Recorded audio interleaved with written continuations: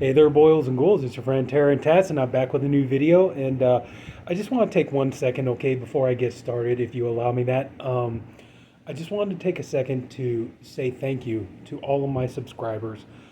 Since my last video, I gained a number of new subscribers, and I want to say thank you all. Welcome. It's wonderful to have you here.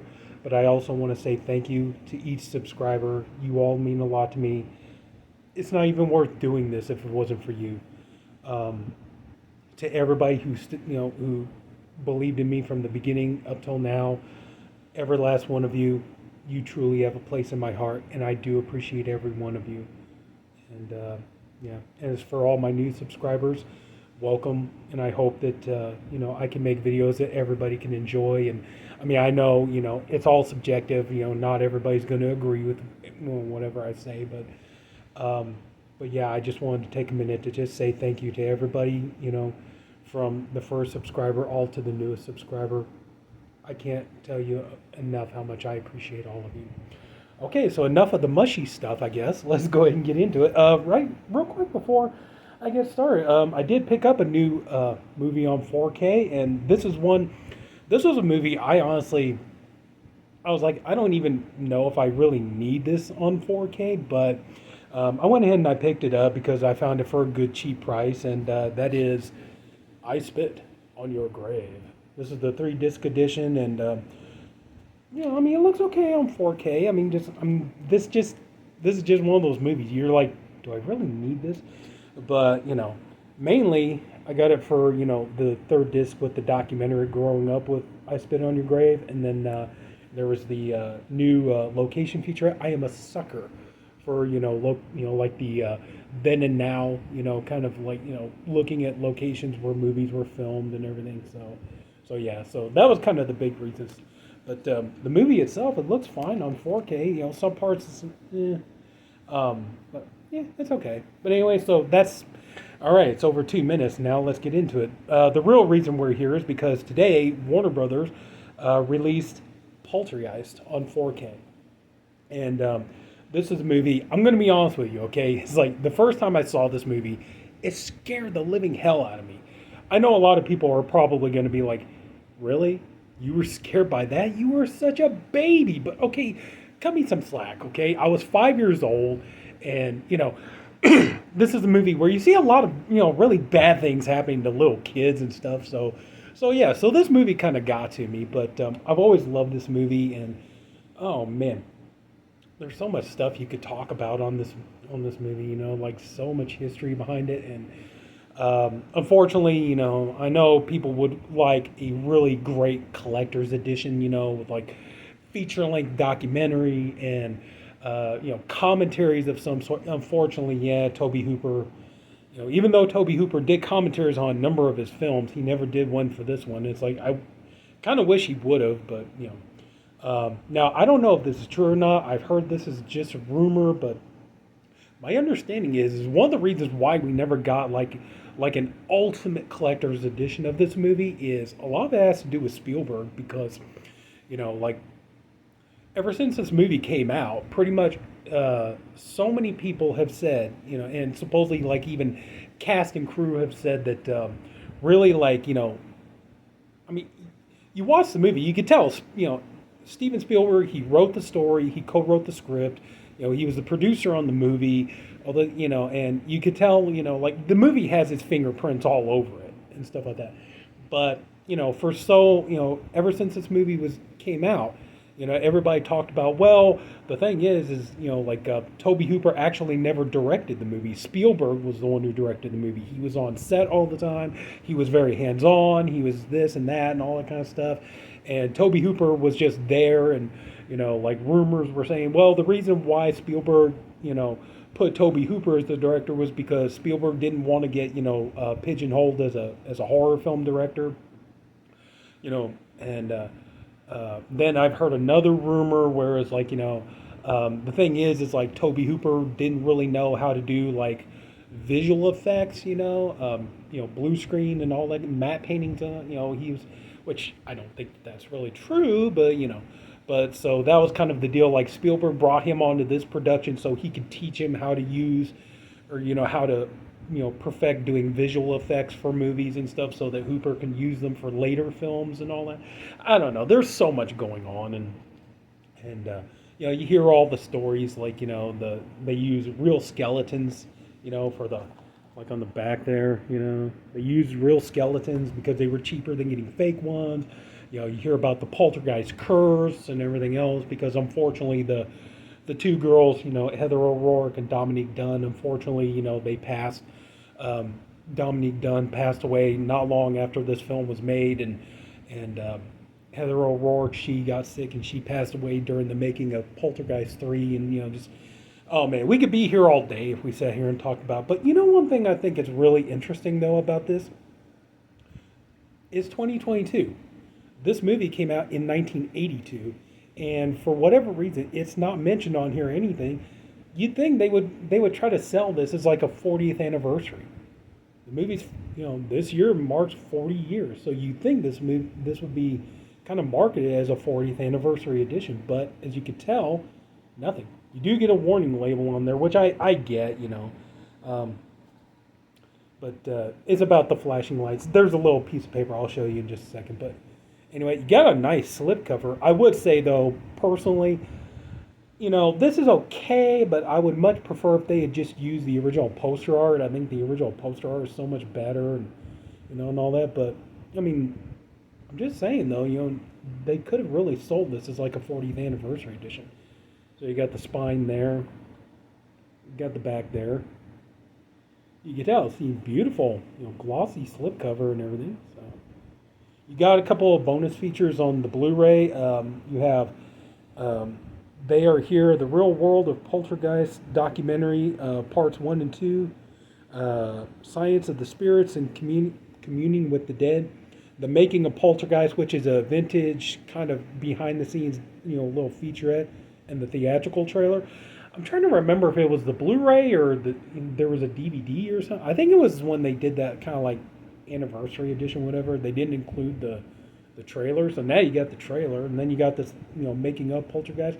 And when you watch that, it's like, well, hell, no wonder why. It's like they don't interview Tobe Hooper, they don't do nothing. I mean, the whole thing is all about Spielberg, and it's just showing footage of Spielberg on the set and all this kind of stuff. And it definitely is like no wonder why everybody thought Spielberg actually directed the movie instead of Tobe Hooper, because it looks like he is directing the film, But anyway, let's see. Yeah. Oh, real quick for the digital enthusiasts, if someone does give you a code or you manage to get a code for this, you do get the 4K version of the film. So that's nice. But anyway, so yeah, it's pretty simple, and it's yeah. So unfortunately, no like reversible cover art or anything like that. So but it's pretty much the same thing. And you do get this piece of paper, which is basically the same thing as the sticker on the cover. Leave that there for a couple of seconds. Basically, it's saying, there's a lot of, flashing lights and strobe lights and things like this, so it could cause, someone to have a seizure. So, there you go. Hopefully, yeah, you could pause that if you didn't get a chance to read all that. And unfortunately, you get ready because we're about to look at some of the laziest disc art I think I've ever seen in my life. So yeah, so if you're gonna watch this, kind of get ready to pop in the disc. Be careful which one you're gonna put in, But anyway, so yeah, I mean it's pretty much kind of basic, not really any frills or anything like that. But anyway, okay. Now for the sound, you got DTS HD Master Audio, and the sound is pretty good. I think it'll be okay if you watch on, like just your regular TV speaker or whatever. Of course, it's going to sound a lot better if you have sound bar or surround system, something like that. It would sound a lot better. In terms of the picture quality, this is a really nice transfer, but honestly, I got to be truthful with you. Personally, I don't think that that's saying very much, and the reason why is because this movie has always looked good, and I think they've always kind of kept this film. This is one movie I think that like Warner Brothers has always kind of kept it in good shape. Meaning I don't think that they ever really let the film elements deteriorate or anything like that. So the movie does look good. It's always looked good. This is probably about the best this movie's ever gonna look. In the beginning, like when you start watching the movie, it's like okay, it's not the HDR and everything, the 4K is not gonna really blow you away. I mean, about really the okay, my air conditioner kicked off. But anyway, so the HDR is not gonna really blow you away at the beginning of the movie. It's not until things start to pick up. I mean, probably like the one thing I noticed was like okay, you can see a little bit more detail, like the toys and the decorations in the kids' rooms or things like that. Sorry. There is just kind of like things like that, like little details you can see around the house, the kitchen, things like this. But it's when everything starts to pick up. And one thing I thought was funny, and it's like something you could actually try. I don't know if it'll work if you watch it on your you're watching on your 4K. If you're watching on the factory setting, I don't know if it's going to work. You may need to kind of fine tune your picture a little bit. But one thing I thought was actually kind of fun. I was like, I'm curious about something because it looked this way. There are a couple of moments in here where it's like, if you got your picture just right, this looks like this could be 3D almost. And like one instance is the scene where, when Steve Freeling first brings the investigators into the house, and he's the one guy's talking about how he used like time lapse photography, and he got the little car to move along the floor and all that stuff. And then he opens the door, like everything's all flying around. You see like a TIE fighter and all that kind of stuff. It's like it's kind of fun. If you go back there, like if you got your picture setting, kind of just right, you actually put on like 3D glasses. It almost looks like 3D, and stuff. And like another is near the end when Diane is trying to get to the kids, and you see the big, kind of like white, kind of skeleton dragon monster, whatever it is. And so there are a couple of moments like that. Let's see.